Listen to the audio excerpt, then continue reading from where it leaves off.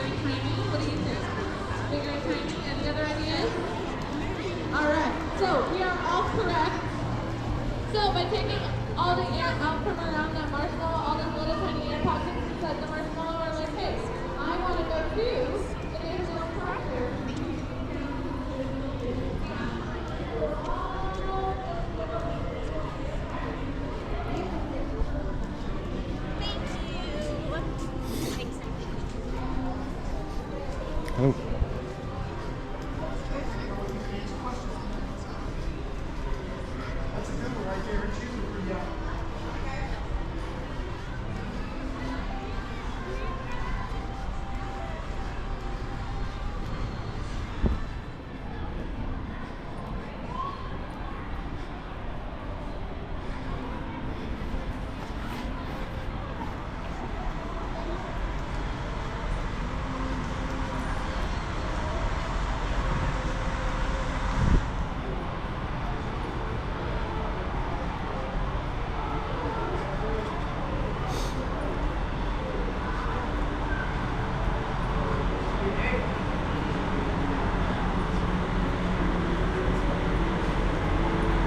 Yeah. Hi. Stop in the center, we'll get a quick photo with the rocket launch. Alright, on 3, give me a nice smile on camera. 1, 2, and smile. Perfect. Okay. It'll be your photos when they drop you off. You want to go left at the orange color. Okay.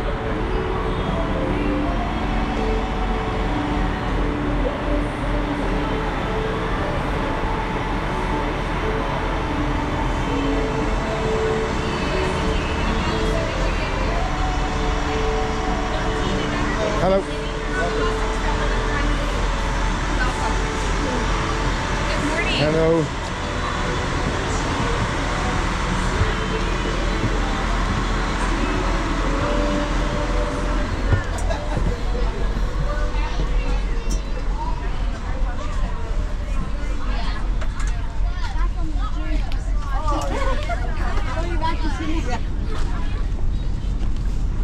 And I was gonna get a bite.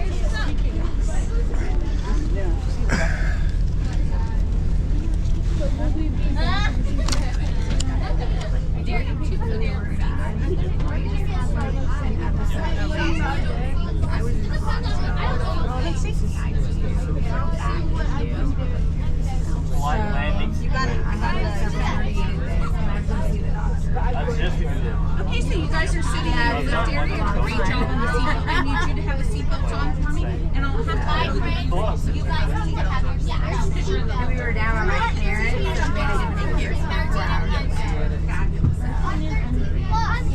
I was like waiting to go home. I couldn't wait to go home and get to my own bed, you know, with my baby. Oh, hello, good morning, welcome. Hey, my name is Kimmy. I'm going to be a tour escort. I'm going to get you guys out to the Apollo Saturn V Center. Our trip's going to take approximately 12 to 15 minutes, depending upon how fast I drive. Anybody seen the movie Speed? Yeah. Anybody else have a CDL? It's my first day. It's my first day this week, and that's a lie, too. All right. So, this is what's going to happen. There's no food or drinks on the bus besides water, please. If I did allow you to bring on one of those Starbucks drinks or anything like that, please just hang on to those. If you do happen to make a spill, just let me know so that I can get that cleaned up so somebody doesn't get injured on that. Fabulous, thank you. NASA wants all of you to know, 13 and under, except for the 4 people that I asked to wear the seatbelts, everybody 13 years of age or younger should have a seatbelt on, okay? I do have some videos for you. We're going to see that on the way out. We are on 140,000 acres out here. You can see anything besides in the waterways, alligators, wild boar, deer, a number of different species of birds, including the American bald eagle. We also have gopher tortoise. Yesterday or the day before, we saw some wild coyotes out here. So that's like really cool. They're out about this time. So let's get on our way and get you guys started on your journey on behalf of NASA, the National Aeronautics Space Administration. Welcome aboard.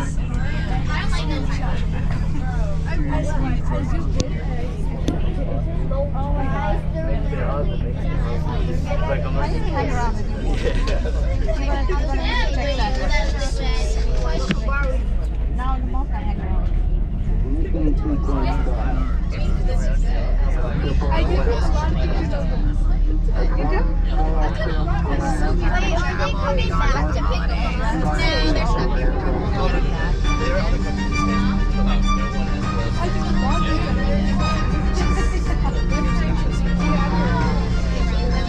What? Australian space thing?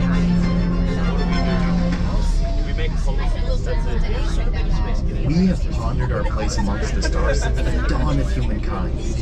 We've looked at the stars with wonder and amazement. Their glow guiding our travel for centuries. The more we learn about our universe, the more questions we have. I'm Emily Calandrelli, and today you'll be following me behind the gates on this exclusive bus tour of Kennedy Space Center. Our journey will take us past active facilities and end at the visitor complex's own Apollo Saturn V Center. But before we begin this journey, just like every NASA mission, our #1 goal is to return home safely. So always stay seated while the bus is in motion. Please, no food or drinks on the bus with the exception of water. Please keep conversation to a minimum so others may hear and enjoy the tour. No photography is permitted at the security gates, but there will be plenty of photo opportunities during the tour.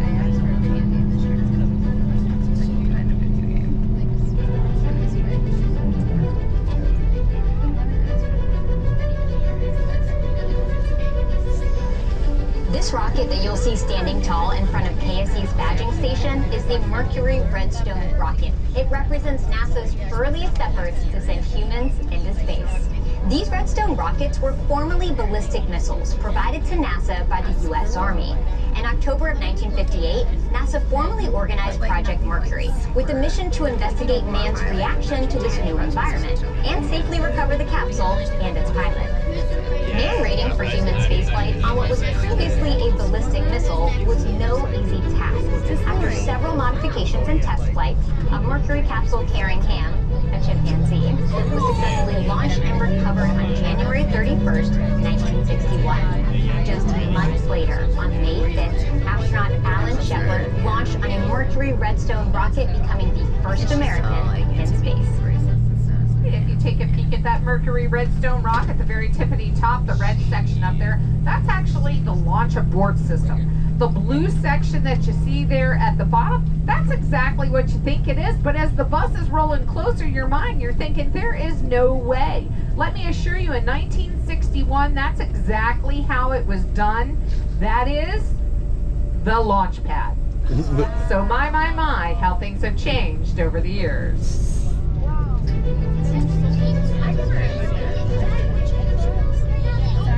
Hi, I'm Janet Petro, and welcome to NASA's John F. Kennedy Space Center, where NASA astronauts have ventured forth on flights of exploration since the 1960s.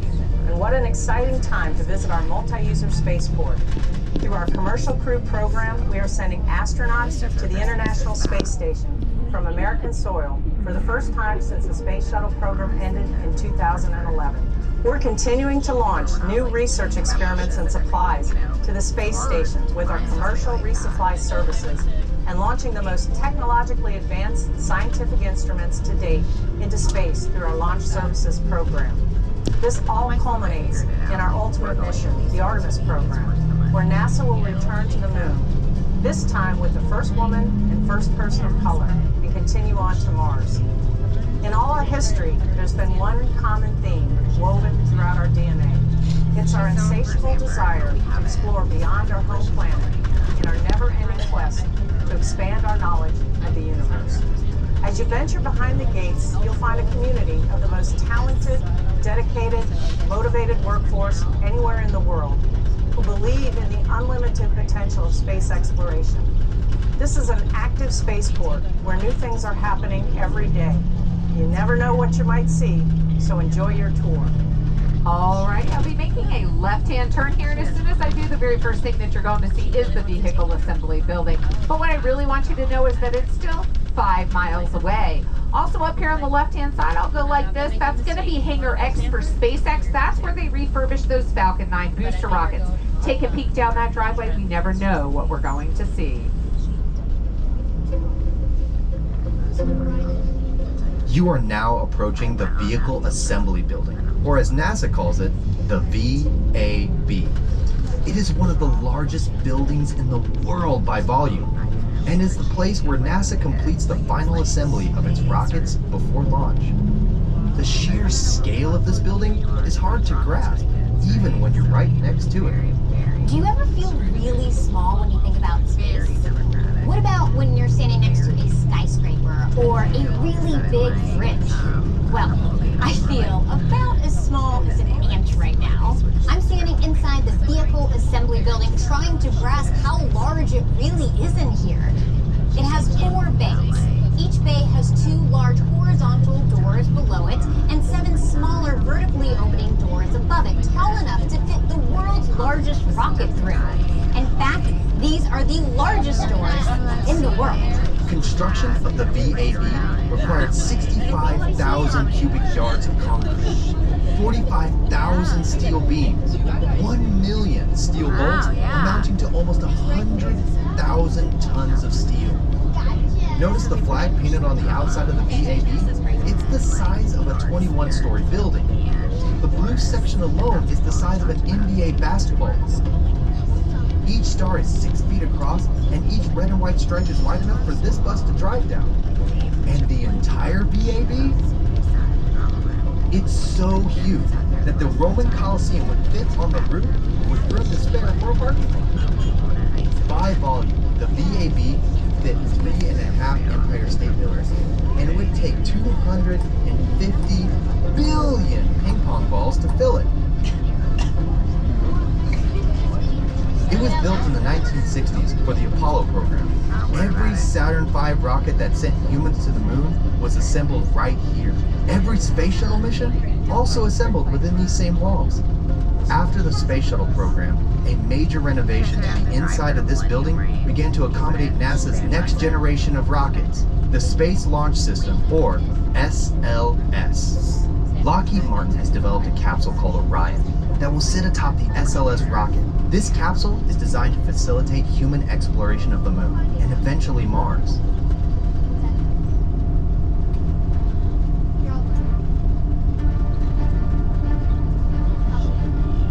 NASA is known for dreaming big, and big dreams require big equipment. I'm standing next to the Crawler Transporter, the largest self-powered land vehicle in the world. It was originally built in 1965 for the Apollo program, and has since been updated to accommodate the space shuttle and now NASA's SLS rocket. Weighing in at 6 million pounds and capable of lifting and hauling 18 million pounds, the Crawler is an engineering marvel, even without a rocket sitting on top of it. This thing has 2,750 horsepower V16 diesel engines that can carry the Crawler up to a top speed of, wait for it, 1 mile per hour while carrying a rocket. Keep an eye out for the Crawler as we approach this area. And remember, we are visiting a working spaceport, so while the Crawler may not stay in one area for very long, it's bound to be out here somewhere. Now, let me introduce you to my friend, John Giles, the Crawler project manager. I'm standing in front of Crawler Transporter number 2 at the Kennedy Space Center. Crawler Transporter number 2 will be used for the SLS program to take the launch vehicle back and forth to the pad. We will begin by going underneath the mobile launcher. We'll pick it up, we'll take it over to the VAB. They'll then assemble the launch vehicle on top of the mobile launcher, and then we'll come back to the VAB. We'll slide underneath it again, we'll pick it up, we'll take it out to the pad, a trip of about 4.2 miles. It'll take us about 7 hours to get there. But during our trip to the launch pad, we'll roll over a specially prepared crawler way that consists of anywhere from 8 to 12 inches of special rock. Below that is limestone that's about 4 feet thick and compressed to hold the weight of the crawler and the mobile launcher. And then below that is some hydraulically compacted sand that can support all the weight. And then once we're there, we'll drop it all off. And a few days later, there'll be a launch. We'll come back, we'll pick the mobile launcher up, and we'll bring it back to the VAB to start the process all over again.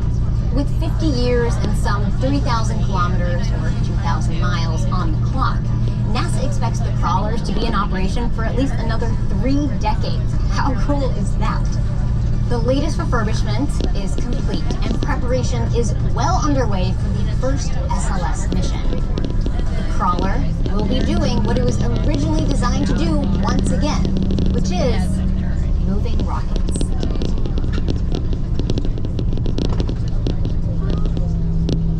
Right, so I already told you everything there is to know about the vehicle assembly building. Let's talk about that NASA logo over there. It's the largest painted NASA logo in the world. They call it the NASA meatball. The word NASA going through the logo is actually represented by a 2-story building, just like that flag is represented by a 21-story building. 525 feet tall, sits on 8 acres. Those doors are the largest doors in the world. This is high bay 2 and 4. It looks like they have a door open for your viewing pleasure. When you look inside, the only thing that you're probably going to see is a bunch of air and scaffolding, because that's all in the building right now. These buildings right here with the blue ring around them and the one with the beautiful mural, formerly the OPF, Orbiting Processing Facility. There is the alligator down here on the left. All right, he's just chilling, yeah. Because it's cold, he's chilling. All right, so there's that Boeing building. That is the Starliner. They're going to tell you all about that on your way back from the Apollo Saturn V Center. Tucked back in here is Crawler Transporter number 1. You're going to have an opportunity to see it for just a moment. This building's going to get in my way like it does every day. Crawler Transporter number 2 right there. This is the one that took that SLS rocket all the way down to the crawler way to the launch pad. They told you that the crawler travels at a top speed of 1 mile per hour, and that is simply not true anymore. You see, the SLS rocket weighs more than what the space shuttle did. So top speed on that crawler, a 0.5 mile per hour. It also takes, they say 7 hours to get out to the launch pad. It's more like 9 to 10.5 hours because of the weight differential. This road over here looks like a regular road. It's not. It's called the towway because those buildings down there mark the end of the shuttle landing facility. And when the space shuttle came in, it came in as a glider with no power of its own. So they had to tow the space shuttle all the way back to those OPF buildings, hence the towway. When they got back to the OPF buildings, that's where they processed it to get the shuttle going for the next launch. I have one more video for you. We're almost there.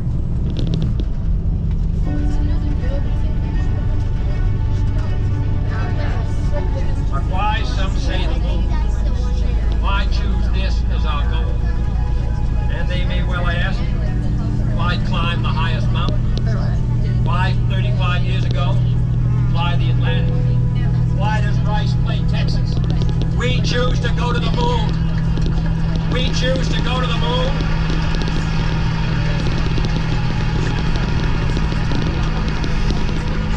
We choose to go to the moon in this decade and do the other things, not because they are easy, but because they are hard. When President John F. Kennedy made this speech in 1962, he set in motion an era of discovery that would change humankind forever. 7 years after he spoke these ambitious words, the world watched as Neil Armstrong and Buzz Aldrin became the first people to walk on the moon. The achievements of the men and women who worked on the space program in these early decades of NASA helped propel the technology we use every day. NASA and the thriving private space industry at Kennedy Space Center today are the living legacy of their story. As we arrive at the Apollo Saturn V Center to learn more about that historic era, get ready to step back into a time when NASA had everything to prove to a nation focused on one goal: to be the first country to land a person on the moon. All right, so directly across the way there is Launch Pad 39A, currently being leased by SpaceX. SpaceX also launches from Launch Pad 40 over on the Cape Canaveral side. But if they're ever traveling to the International Space Station or launching a Falcon Heavy, it will always be Launch Pad 39A. Does anyone know what that tall tower out there is behind the launch pad? SpaceX new tower. It is. It actually is a launch tower for Starship, okay, by SpaceX, out in Boca Chica, Texas, 2 Saturdays ago. They actually did the second test launch. Elon had the approval to build it here. He does not have the approval to launch from it here at this time. Okay. Right over there you have the 3 iconic lightning towers of Launch Pad 39B. That's where the SLS, or Space Launch Systems rocket, took off on November the 16th of 2022, carrying the first Artemis mission. Come on back late 2024, because we're going to be doing it again right here, this time for Artemis 2, and there will be astronauts on board for that mission. Right out here you have the Apollo 7 astronauts in the Moon Garden. They call this the Moon Garden because each one of those trees were actually seated on the moon. And each one of those podiums out there will tell you information regarding each of the Apollo missions. Today you're going to start your journey right here at these big metal doors with the red frame wrapped around it. They are open. If they were open, go right on in, okay? But you're going to start your journey there. When you're ready to return back to the visitor complex, you're going to exit through the gift shop. Yep, we're going to exit you through the gift shop just like every other theme park in Florida. Please make sure that you take all of your belongings with you, because you will not necessarily be on this bus returning, okay? Have a wonderful time. All your stuff, okay?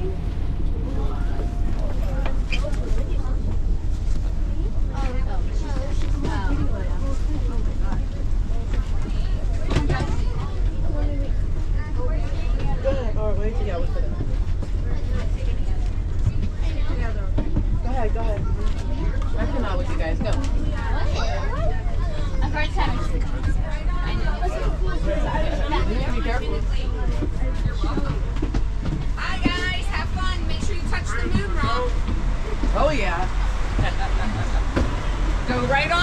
The doors aren't open.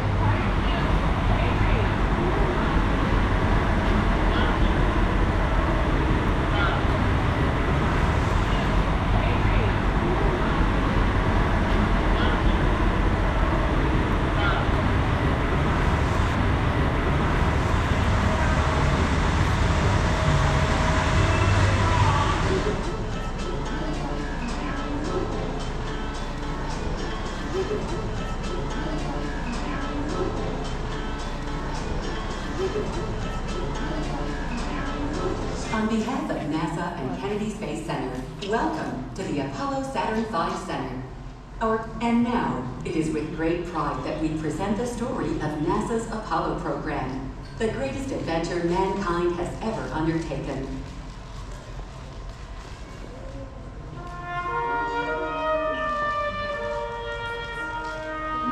When I was a kid, I used to dream about flying through space. Every week on TV, I'd watch my heroes as they jumped into their rocket ships and took to the stars. And I wanted to be like them. They had courage, imagination, and no problem ever stood in their way for long. You know, in the end, when we actually did send men into space, it turned out that those were exactly the qualities it took. I'm John Hudson. This is Pad 39 at the Kennedy Space Center. I was a launch controller here when from this very spot, man took off to fly to the moon. It was a journey that began 12 years before that rocket ever left the ground. And it started on the other side of the world. Back then, we were one of two superpowers that always seemed to be on the edge of a terrible war. In 1957, the Soviet Union launched the first ever man-made satellite into Earth orbit. They called it Sputnik, which means traveling companion. And in a world where peace hung in a delicate balance, it seemed to create a dangerous advantage. Every ham radio operator in America could hear it beeping. People were afraid. Were the Soviets looking down on us, watching us? If they could make a satellite pass over our cities, could they do the same with a bomb? Our own space program kicked into high gear, and less than 2 months later, we were ready to launch our own satellite.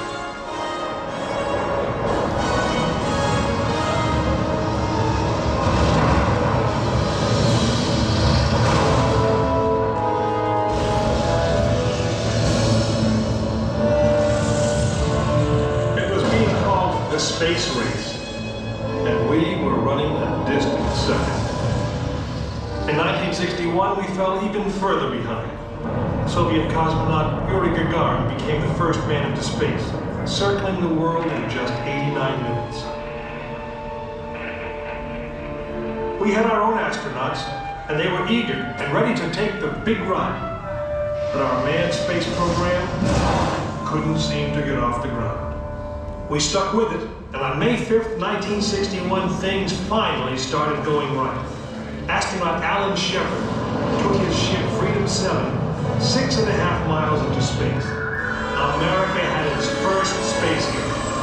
Just a few days later, our space program received a new challenge. But this one did not come from the Soviet Union. It came from our young president. In one inspiring moment, he changed the mission from one based in fear of the present to one of hope for the future. But why, some say, the moon? Why choose this as our goal? And they may well ask, why climb the highest mountain? Why, 35 years ago, fly the Atlantic? Why does Rice play Texas? We choose to go to the moon. We choose to go to the moon.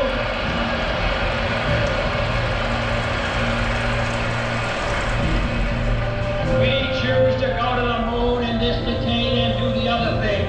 Not because they are easy, but because they are hard. We hadn't been more than 16 minutes into space, and now we were going to the moon. We would have to design a rocket the size of a 36-story office building, put it together with the precision of a microscope, and accelerate it to the speed of a bullet. Then we would have to guide it to a moving target 250,000 miles away. Many people thought it was an impossible dream. but 400,000 of us set about making that dream a reality. It would be the longest, most hazardous voyage that any man had dared to attempt. But step by step, mission by mission, we orbited the Earth, perfecting the skills and technologies we would need on this incredible journey. Our astronauts practiced maneuvering, docking, and the 1,000 other tasks that would comprise the moon mission. We created new alloys, lighter and stronger than anything seen before. We designed communication systems that would be reliable over the vast distances. And behind it all, we tried to perfect the rocket that would be powerful enough to punch out of Earth orbit and take us to the moon.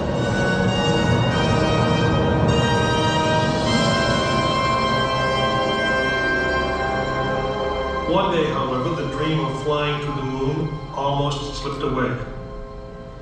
It was January 27th, 1967.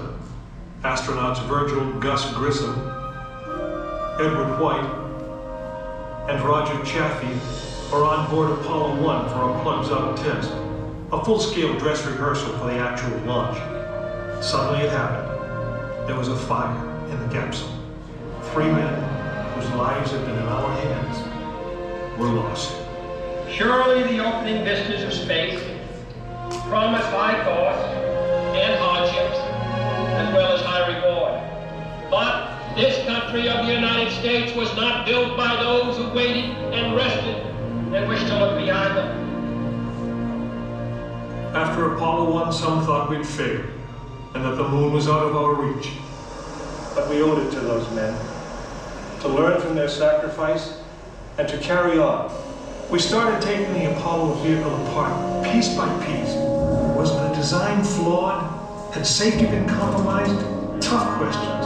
And we spent 1.5 years redesigning the spacecraft so that no astronaut's life would ever be at risk because we overlooked something or because we could have done something better. A moon rocket is 91% high explosive, and it goes into the most unforgiving, hazardous environment there is. We could never make it risk-free, and the men who flew them knew that. We didn't send men into space again until Apollo 7 orbited the Earth testing some of the new design. When everything worked perfectly, the decision was made. The next mission would travel to the moon. It was mankind's destiny to leave the shores of our planet behind and strike out across the vast ocean of space. In the great span of our history, now is the time that we could. Now is the time that we would. We stood on the eve of the longest, most dangerous journey that any man had ever undertaken. And it would be taken by Frank Borman, James Lovell, and William Anders, the crew of Apollo 8. Through those doors, you'll find the firing room, launch control, just as it was on December 21st, 1968. Please gather all of your belongings, take small children by the hand, and proceed with the open doors to firing room number 1. Also, please watch your step as you exit the firing room. Continue your journey at the Lear Theater, located near the north end of the Saturn V rocket. Enjoy your visit to the Apollo Saturn V Center.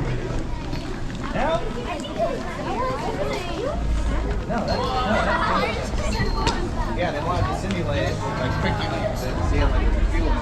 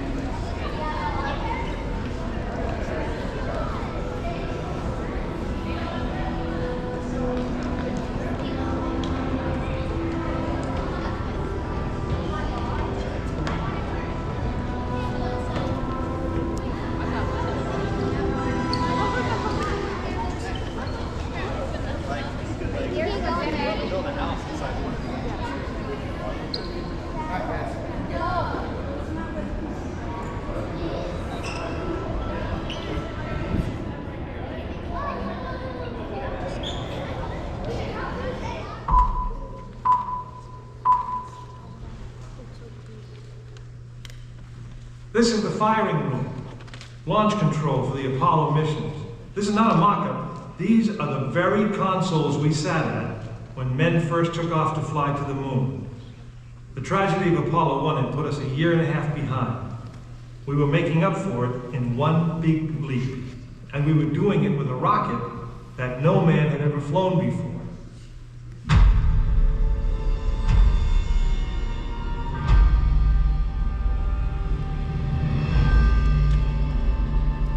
It was a few days before Christmas, 1968, when Apollo 8 sat on the pad.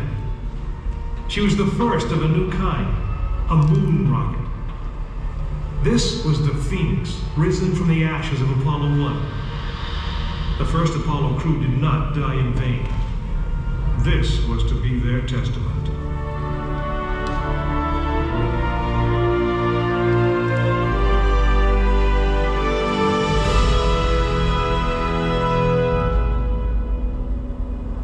"36 stories high, she had been fully fueled throughout the night. The liquid oxygen in her tanks caused ice to form on the outside of the craft. The extreme temperature differences between the air and the sub-zero fuel caused the metal skin of the rocket to expand and contract. Everyone who was on the pad agreed. It was as though the rocket was alive, breathing, straining at the leash.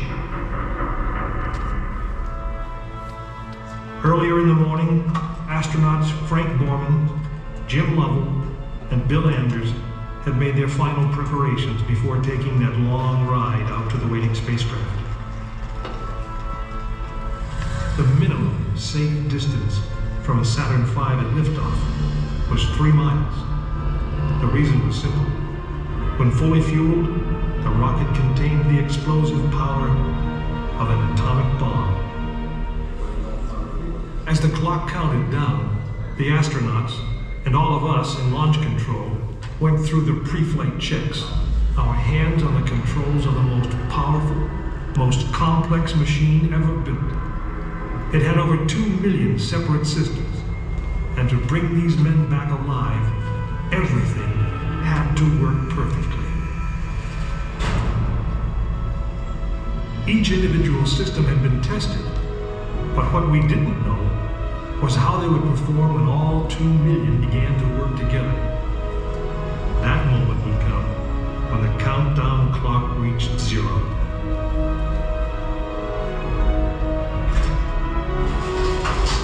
If a maneuvering thruster failed, if communications broke down, if navigation was off by 1 degree, if any piece of the miles of wiring, circuits, relays, or valves was defective, Frank Borman, Jim Lovell, and Bill Anders would pay with their lives. As they sat, waiting for launch on that chill December morning, these 3 astronauts were back to what they had always been, test pilots.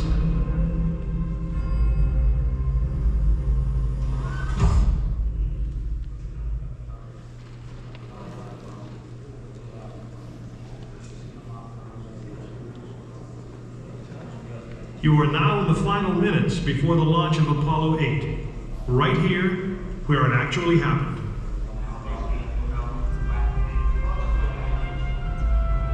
Mankind is about to leave his planet behind and journey to another. It is one of those rare moments when history is not being made, destiny is being embraced.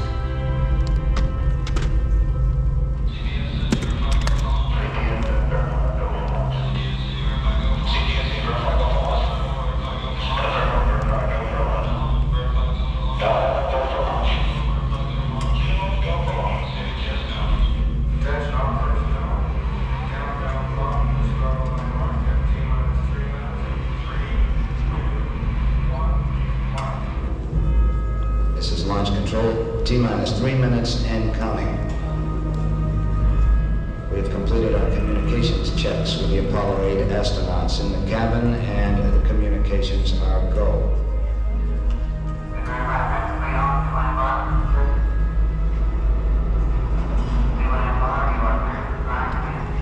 During this period, once we do get the firing command, the various tanks within the 3 stages of the Saturn V launch vehicle begin to pressurize. We have firing command. The firing command is in. We are now on the automatic sequence. T-minus 2 minutes, 20 seconds, and counting.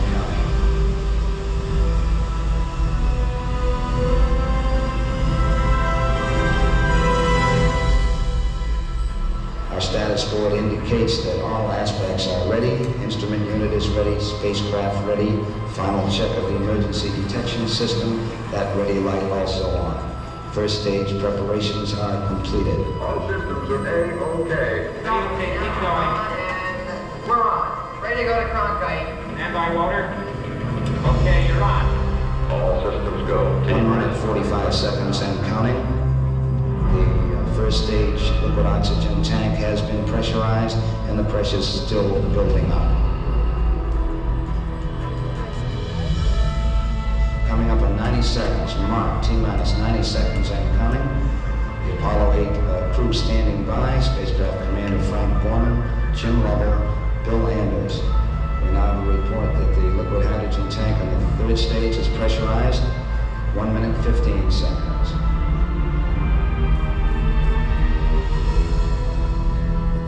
All 3rd stage propellants pressurized at this time as we come up on the 60-second mark on the flight to the moon. T-minus 60 seconds and counting. The vehicle now is completely pressurized. We're coming up on a power transfer shortly.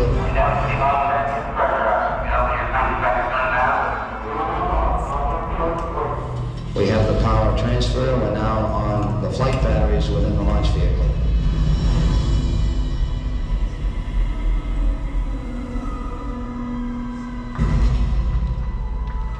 Final reports coming from Frank Borman at this time. Final look at the switch list aboard the spacecraft. 20 seconds, all aspects. We are still go at this time. T-minus 15, 14, 13, 12, 11, 10, 9. The ignition sequence start. The engines are armed. 4, 3,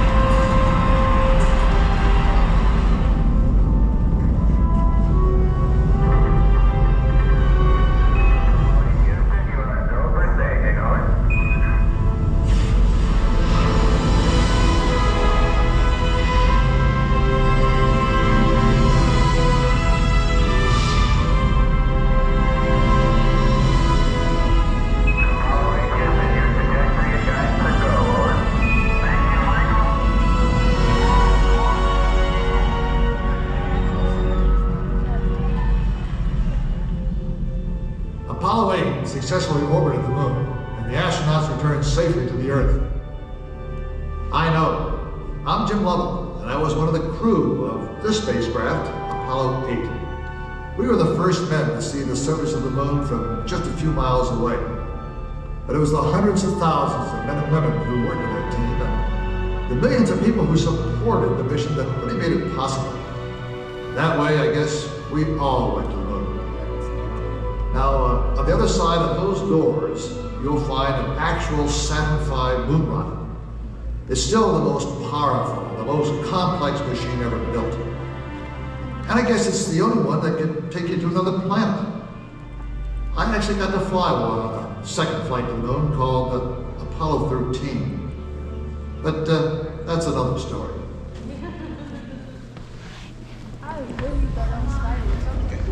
Please watch your step as you exit the firing room. Continue your journey at the Lunar Island, located near the north end of the Saturn V rocket. Enjoy your visit to the Apollo Saturn V Center.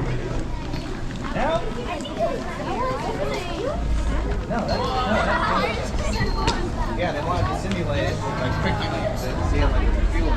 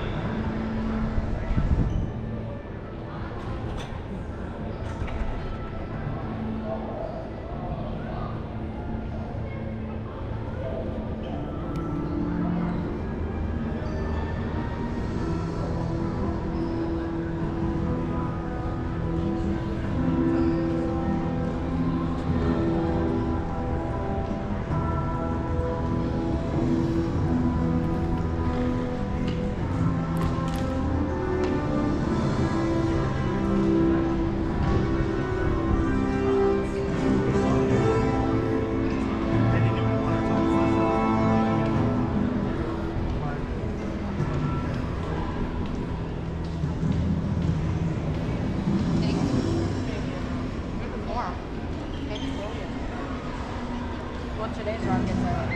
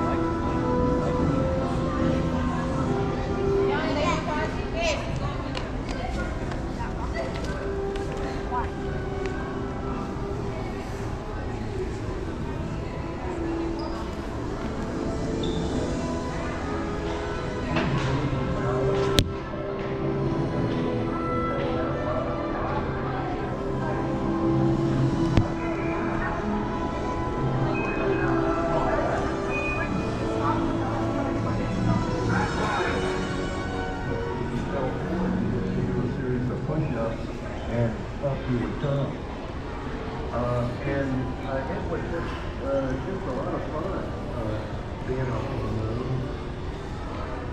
Hello, I'm astronaut Charlie Goose.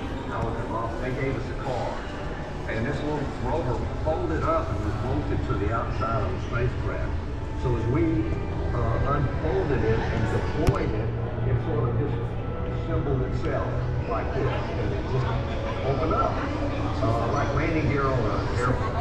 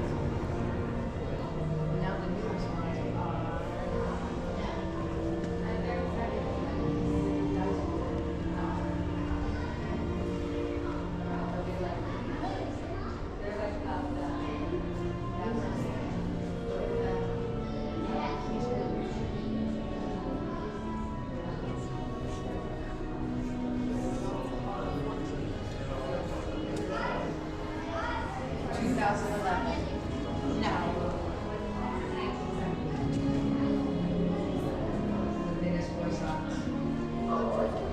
That was their They were not. They probably put those out. That was their They probably put it on the They would do that. What was this bag? A sample bag. Oh, a sample bag. So say we're gonna grab samples. That's probably what that That's probably that. I think I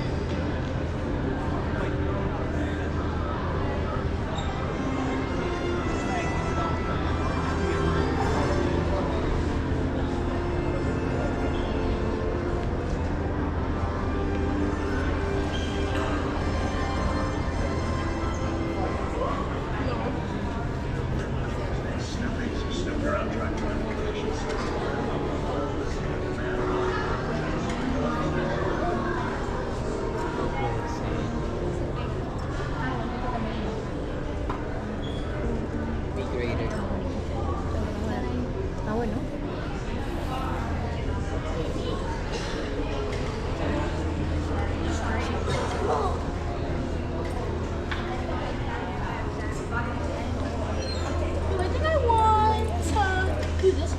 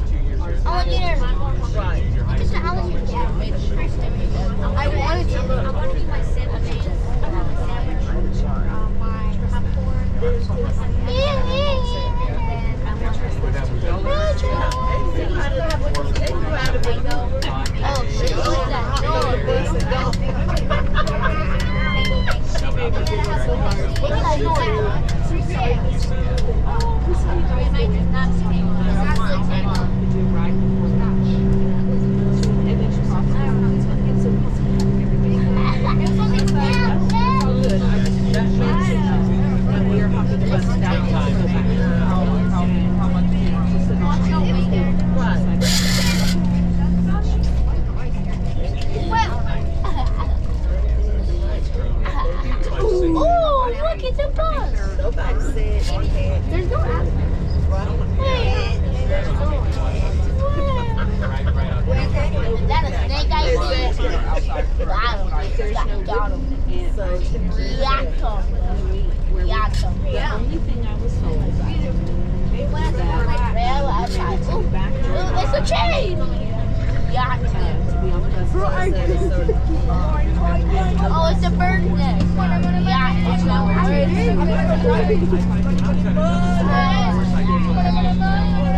that over there? Oh, it's a truck. It said no trucks.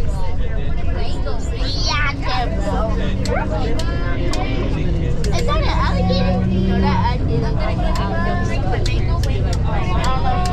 Yeah, I'm gonna wait till I'm in the last one there in 6 seconds.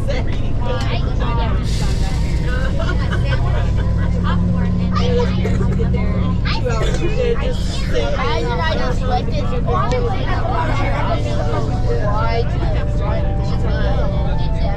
Since 2010, NASA's Commercial Crew Program has been working with American aerospace companies on creating cost-effective access to the International Space Station, or ISS, and other low Earth orbit missions. Launching from right here at Kennedy Space Center, astronauts can travel to the ISS aboard spacecraft developed by private companies SpaceX and Boeing. SpaceX's capsule, Crew Dragon, is capable of carrying up to 7 astronauts and cargo launched on SpaceX's own Falcon 9 rocket. Crew Dragon, upon returning to Earth, splashes down in the ocean in one of 7 different locations off the coast of Florida. These are chosen based on specific criteria such as weather and location of the spacecraft in orbit. I don't even think they had one. On May 30th, 2020, SpaceX launched Demonstration Mission 2, also known as Demo 2, the first crewed test flight of the Crew Dragon. NASA's astronauts Bob Behnken and Doug Hurley launched to the ISS for the final step in proving the reliability of SpaceX's crew transportation system. With the success of Demo 2, SpaceX is now regularly sending crews to the ISS. Boeing's spacecraft, the CST-100 Starliner, has also undergone orbital flight tests in order to send crews to the space station. It's able to seat up to 7 astronauts and cargo. Starliner launches atop an Atlas V rocket, made by United Launch Alliance, or ULA. Upon its return to Earth, rather than splashing down in the ocean, Starliner deploys airbags to land in the desert of the western United States. Starliner was actually the first American-made human-rated capsule to have landed on land. On September 4, 2015, Boeing opened its commercial crew and cargo processing facility in what was formerly the orbiter processing facility for the Space Shuttle program. This building you'll see adjacent to the VAB boasts a large, colorful mural of the Starliner in orbit. The Commercial Crew Program is allowing private companies to design in the most efficient and cost-effective way, while NASA engineers offer oversight and expertise. While these companies focus on providing transportation services to and from low Earth orbit, NASA is freed up to focus on deep space missions.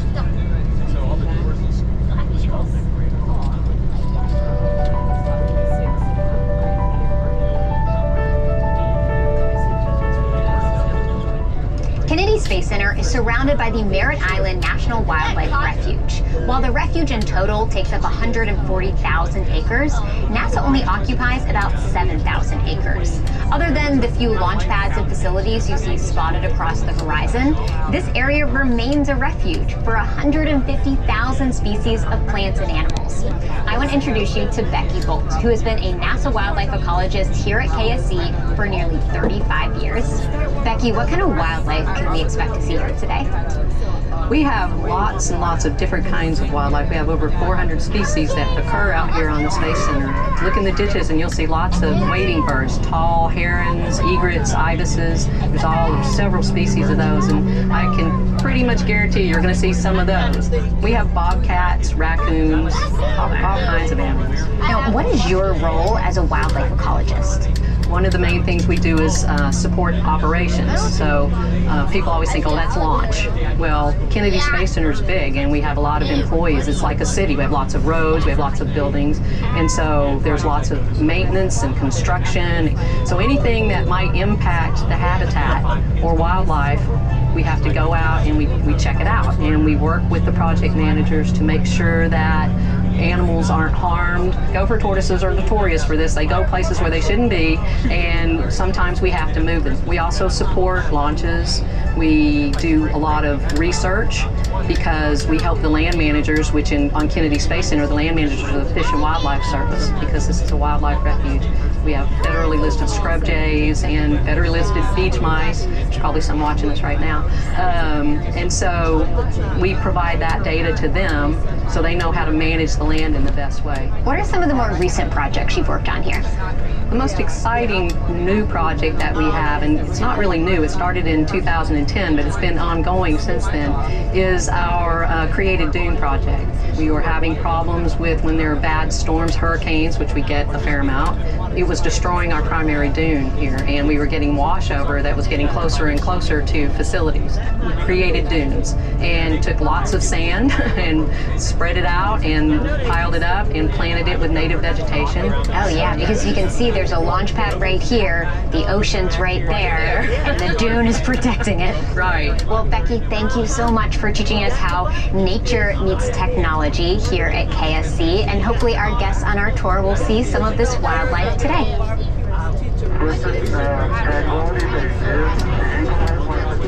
For more than 20 years, a pine tree along the Kennedy Parkway has been home to the largest eagle's nest on Kennedy Space Center. Eagles have long been a symbol at NASA for human spaceflight, including the famous Apollo 11 mission. Weighing thousands of pounds and about the size of a king-size bed, the eagles continue to return to this nest to raise their eaglets year after year. The eagles arrive to the nest in late August, hatch their eaglets around December, and remain there until they migrate north again in the spring. After all these years, it may not be surprising that the tree containing the nest has been damaged by natural forces, impacted by wildfires, hurricanes, wind-borne salt spray, and even a pine bark beetle attack. The tree's overall health has declined. Eagles are very resilient, and all signs indicate that in the event our resident eagles leave the tree, they'll usually rebuild to the next closest optimal nesting spot. And there are plenty of options for them here at the Kennedy Space Center. Did you ever want to be an astronaut? Maybe it was the cool spacesuits, or the idea of floating in microgravity. Whatever the reason, it takes dreamers, thinkers, and adventurers to push the boundaries of human space exploration. But no matter how far we explore beyond our world, the journey ultimately starts right here, in the imagination of our youth. It is so important to support STEM, science, technology, engineering, and mathematics, focused education curricula to foster that next generation of rocket scientists, physicists, chemists, and of course, astronauts. These core building blocks form the foundation of the incredible achievements of NASA. The astronaut training experience here at the Kennedy Space Center Visitor Complex works with some of these bright children who may one day be the people who walk across the gantry into a capsule on their way to Mars. My favorite thing about space is how we know so much, but then there's so much we can learn about it because of how big and endless it is. What I love about the ATX Center is the microgravity simulator. That was really fun because it felt like you were fixing the ISS in like zero gravity. My favorite thing here at the Visitor Complex, if I had to choose, would be the shuttle launch simulator because it's so awesome to feel what the astronauts will feel like when they take off. More than 60 years of innately curious and wildly ambitious space pioneers have led us to countless new discoveries and modern conveniences we enjoy today. Literally thousands of items can trace their roots back to NASA, from smoke detectors and memory foam mattresses to life-saving medical equipment. It's amazing how the work being done to take us thousands of miles into space is also making life better right here on Earth. Of all the benefits of modern technology, perhaps none are more powerful than our ability to connect with another person anywhere, instantly. To pick up a cell phone and call a loved one many thousands of miles away, to instantly share a photo with our network of friends, to collaborate and share information with like-minded people to create something great together. In a way, The modern communications technologies are making Earth feel like a smaller place. And while they are bringing us closer together, they are also enabling us to look further beyond our horizons. The journey starts here. By going behind the gates at Kennedy Space Center today, we each took our own small step toward the future of space exploration by learning and being inspired by the incredible achievements of NASA.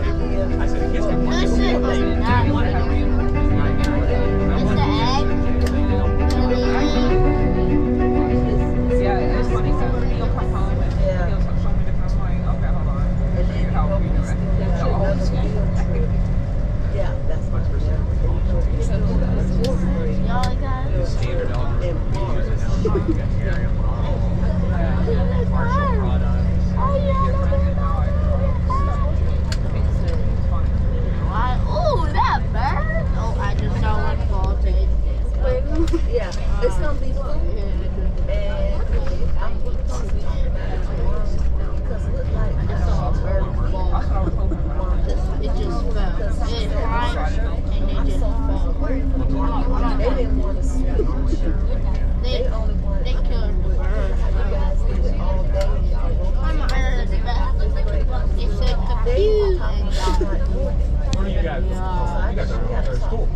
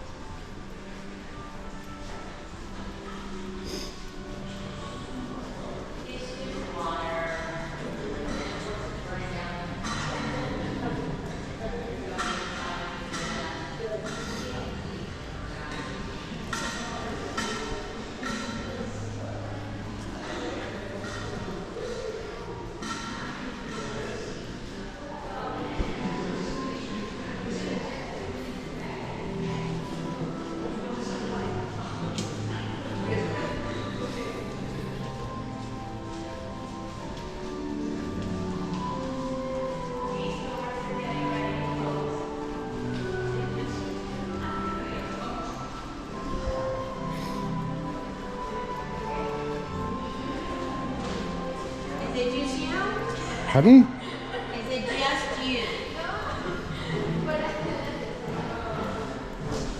Thank you. The crew can tolerate a short-term increase, but... Engineering? Morning, Betty. What, right now?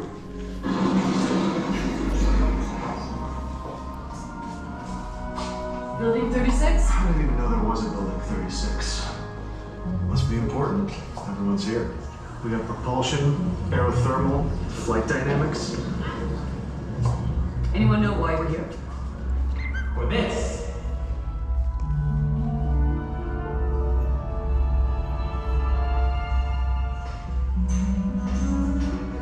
Good morning. We're going to create America's next spacecraft.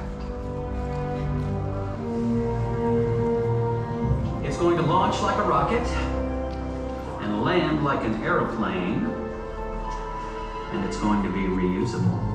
Can't do that with a rocket. It's not a rocket, it's a shuttle.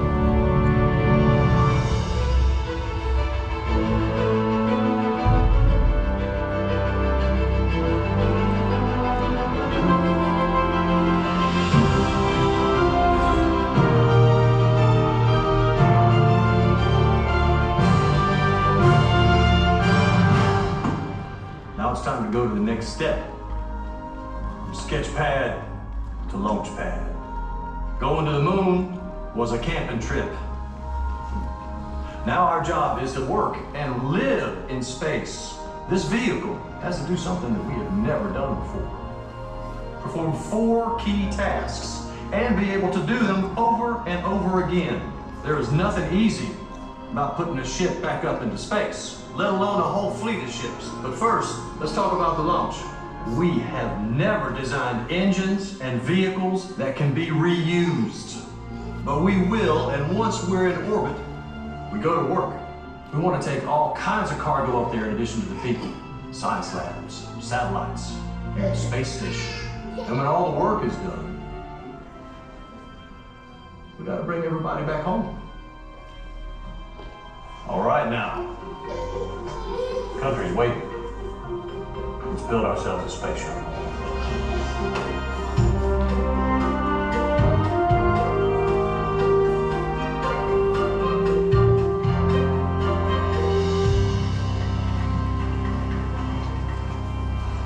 It's too big, it's too heavy.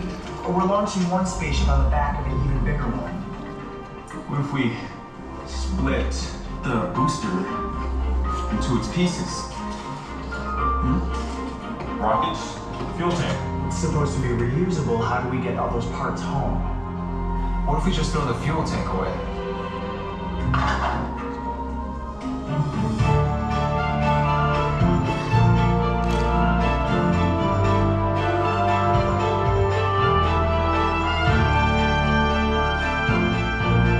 We're running all new processes, procedures, manuals. We've never had to reuse a ship before. We're also going to have to build some really big garages. Sir, what if she lands somewhere other than Florida? How does she get back here? It's a glider. Buy her a plane ticket home.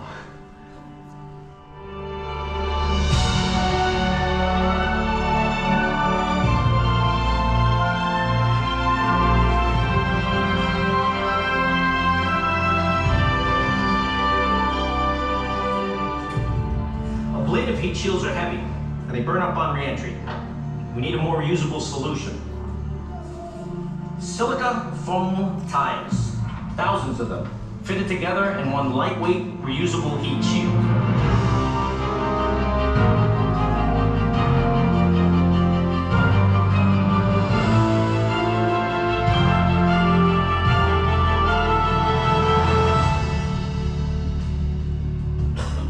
Another holdup with the engines?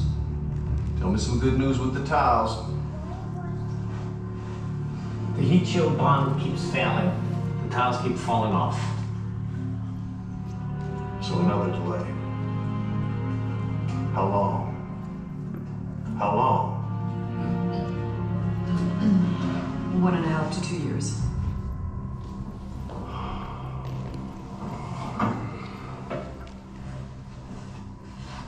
Well, this is going to be fun to tell my boss. everybody get back to work.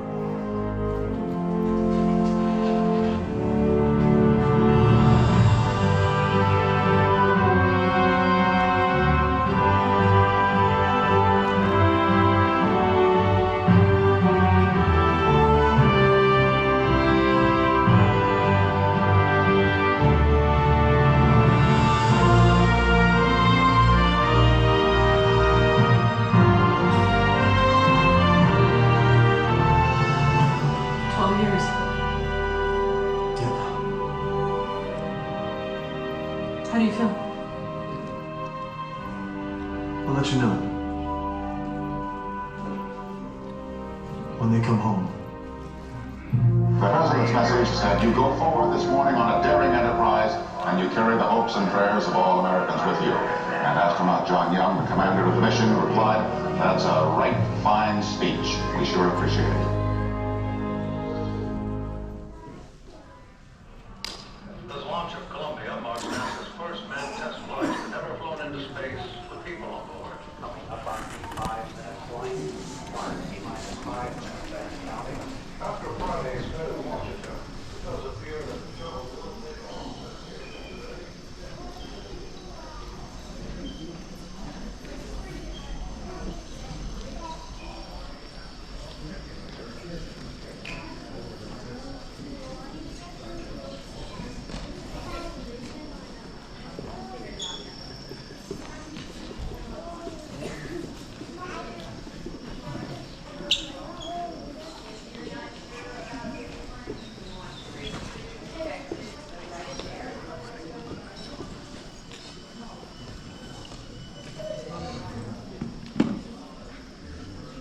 May I have your attention, please? Should you need to leave the presentation for any reason, we kindly ask that you exit using those doors located at the front of the theater. And as a reminder, please refrain from using cell phones, video recording, or flash photography. On behalf of NASA and the Kennedy Space Center, welcome to Atlantis.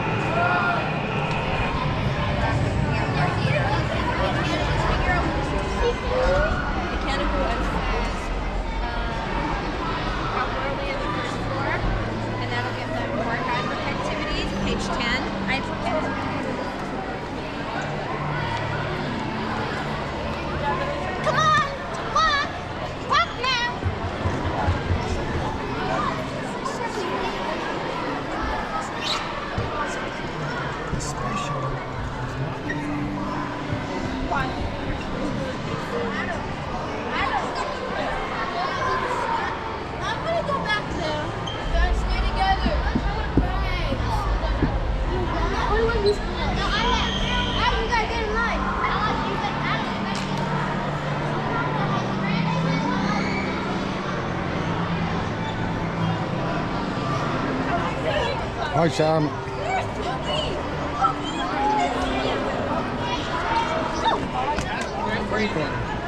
No, that's not the same.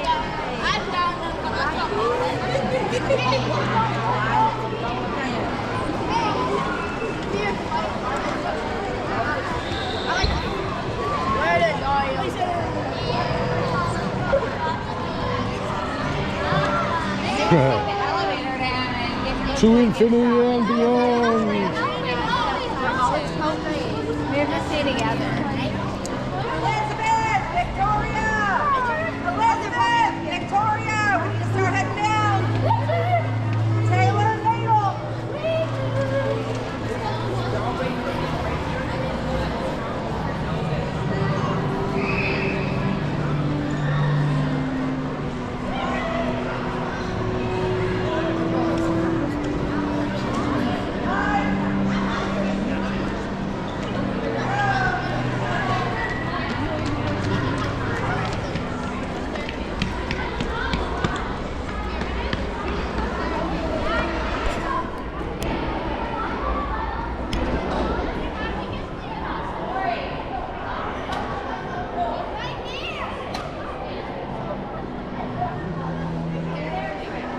Figure out how to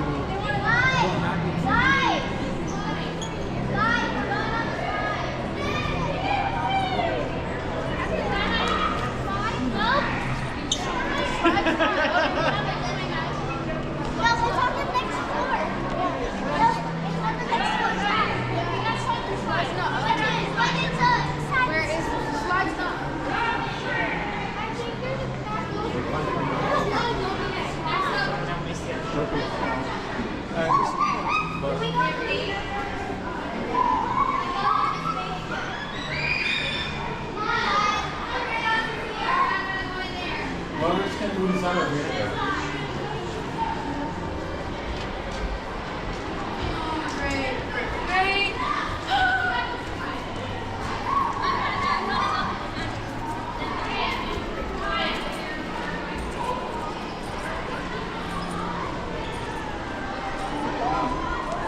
Oh, by the way, Sam, I found you a glute.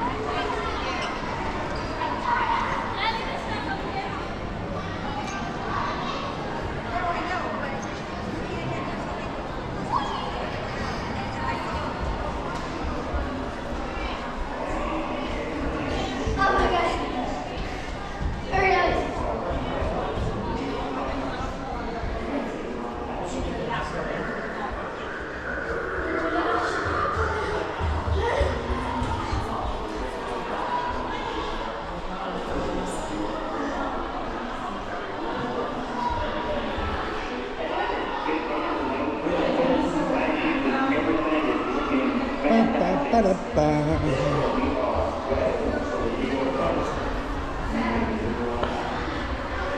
that's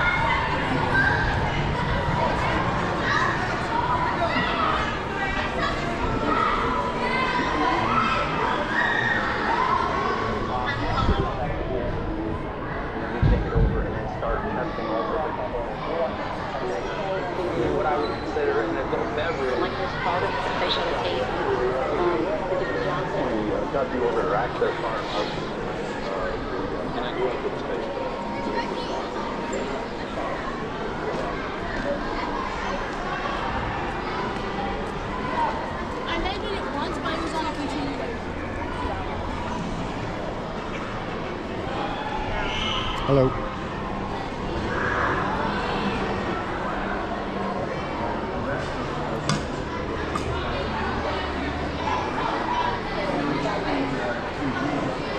All right, Dave.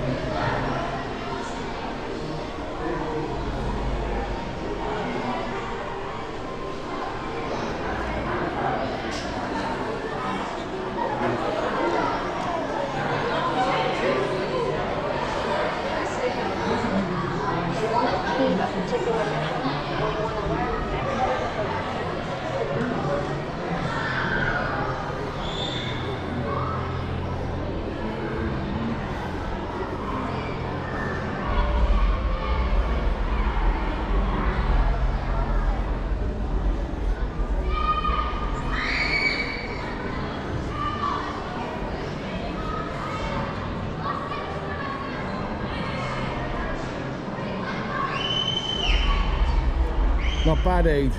Got a few good fish over here, mind. Caught a nice redfish the other day.